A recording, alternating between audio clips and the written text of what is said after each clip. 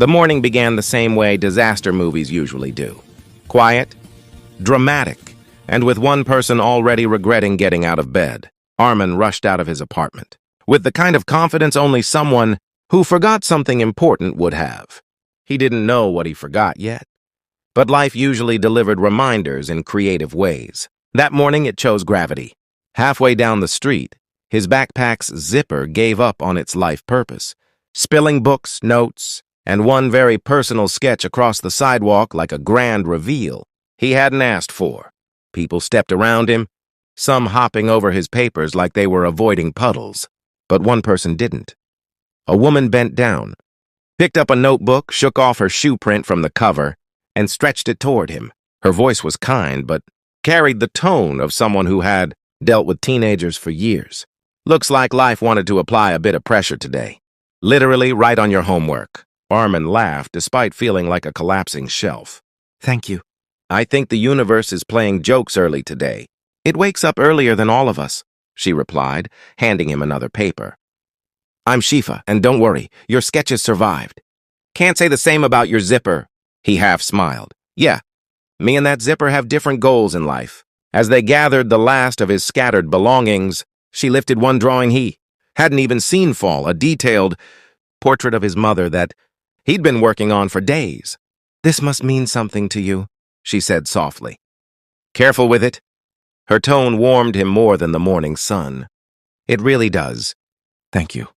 Honestly, Shifa shrugged lightly. I've been picking up after teenagers, since my cat figured out how to open drawers. This is practically my hobby now. That made him laugh, a real laugh, the kind that untangles the knots in your stomach. Before he could say more, she checked her watch. I wish I could chat longer, but I have class. You take care, and maybe get a new backpack before this one files for retirement. As she walked away, Armin felt a shift, not big, but noticeable. A microdose of hope. He continued toward college, still slightly late, but now with that warmth only unexpected kindness can leave behind. A few minutes later, as he passed by an old convenience shop, he noticed the elderly shopkeeper attempting to lift a box, twice the size of his patience. The man grunted, mumbled something in a tone only grandparents and exhausted parents could achieve, and nearly toppled backward. Without thinking, Armin jogged over. Let me help you with that. The old man froze, blinked up at him like someone seeing an optical illusion. Help? You want to help? These days, young people only help themselves to my Wi-Fi. I don't even know your Wi-Fi password. Exactly, the old man replied, as if that proved something. Still, he let Armin take the box. When it settled safely on the counter, the man exhaled dramatically. If that thing had fallen on me, at least people would finally notice I need a vacation. It was dark humor, but harmless. Old people had earned the right. Armin chuckled. Where would you go on vacation? Anywhere that doesn't require me to lift boxes or answer questions like, do you sell free water? The shopkeeper nodded toward a small fridge. Take a drink. On the house. Kindness needs fuel. Really? You lifted a box heavier than my will to work. You earned it. As Armin drank, the shopkeeper leaned on his cane. Kindness is like tea, boy. Give it time. It always comes back warmer. The word stuck. Maybe it was the earnest tone. Maybe it was the free drink. Maybe. It was the fact that the universe seemed determined to teach him something today. Armin left the shop feeling lighter. Not physically. His backpack still weighed as much as a small planet, but inside, something shifted again.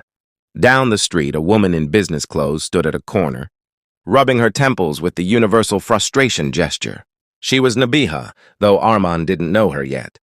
She had just come from a family argument, the kind where everyone talks loudly but no one listens. Her face carried exhaustion like it was an accessory. She reached into her bag for change but dropped a few coins. One rolled to the edge of the sidewalk, stopping at Armin's foot. He picked it up. Here, I think you dropped this. She looked startled, then embarrassed. Sorry. My brain is buffering today. I get it, Armin said, handing her the coin. Mine crashed this morning. That simple exchange made her laugh, small but real. Real enough to ease the tension she'd been carrying. Feeling encouraged, she thanked him and walked into the convenience shop. The elderly shopkeeper, now in a slightly better mood thanks to Armin, offered her a small snack and said, You look like your day needs this. No charge. She blinked. Why? I didn't do anything. You will, he said mysteriously. Kindness goes in circles. This is just your turn? She left the shop with the snack, a little confused, a little touched, and suddenly aware of her own ability to shift someone else's day. At the bus stop nearby, she noticed a teenage boy, searching his pockets wildly while the bus driver waited impatiently. He muttered, I swear I had the coins. People behind him sighed dramatically. The universal complaint soundtrack of public transport. Before the irritation spread like a virus, Nabia stepped forward. It's okay, she said, placing the needed fare in his hand. Go on. The boy's eyes widened with relief. Are you sure? I can pay you back.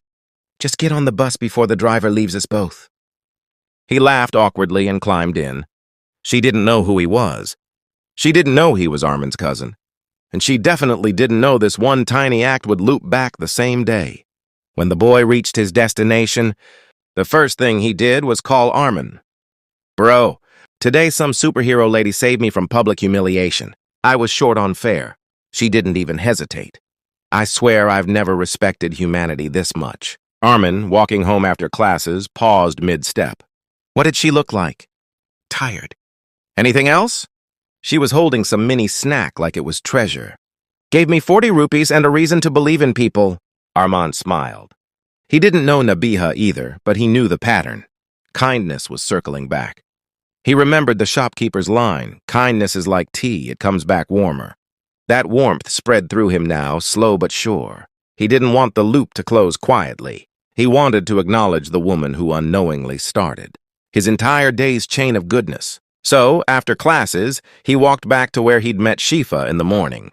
It was late enough that the sun painted everything gold, the lighting that made regular moments look important. He spotted her exiting the building where she taught. He approached with a folded note in his hand. Excuse me, hi again. Shifa turned, surprised but smiling. Backpack still alive?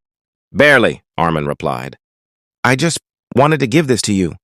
She raised an eyebrow and took the note. It read, Thank you for picking up my scattered life. Papers. Your kindness changed more than my morning. I hope it comes back to you the way it came back to me. She laughed softly. Scattered life, huh? My brain wrote that part, Armin said quickly. I didn't approve it. Well, she said, folding the note carefully, whether it was your brain or your handwriting, I appreciate it. Arman nodded. Because of you, I helped the old shopkeeper. He helped someone else. She helped my cousin. And he told me about it, so it all kind of looped. Shifa tilted her head, genuinely touched. Funny how the smallest things go the longest distance. They stood there for a moment where silence felt comfortable, not awkward. She patted his shoulder lightly. Keep starting good things, even the small ones. They travel farther than you think. As she walked away, Armin felt something more powerful than luck. Not magic, not fate, just humanity doing its job. The narration of the day settled in his mind like a closing chapter. Kindness hadn't made his day perfect. It hadn't solved his problems or repaired his zipper. But it had guided him, nudged him, and somehow connected people who would have remained strangers. And that, he realized, was enough. Kindness never promised to be big. It just promised to matter. On his way home, he passed the shopkeeper again, who shouted, Tell your mother to feed you. You look like a stick with stress. Thanks, I think, Armin replied.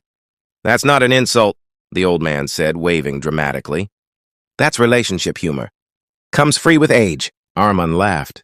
See you tomorrow. The old man smirked. If kindness had a GPS, boy, it would still take the long route. But it always gets there eventually. Armin walked home with that sentence replaying in his head. And somewhere across the city, Shifa smiled at the folded note in her pocket. Nabiha unwrapped the free snack the shopkeeper gave her, and Arman's cousin still proudly told the bus fare story like he survived, a major life event. And none of them knew how long their tiny acts would continue traveling. But in a world constantly rushing, complaining, or stepping over fallen papers, they now understood something simple. Kindness is slow, kindness is quiet, but kindness always arrives, even if it has to take the long way around.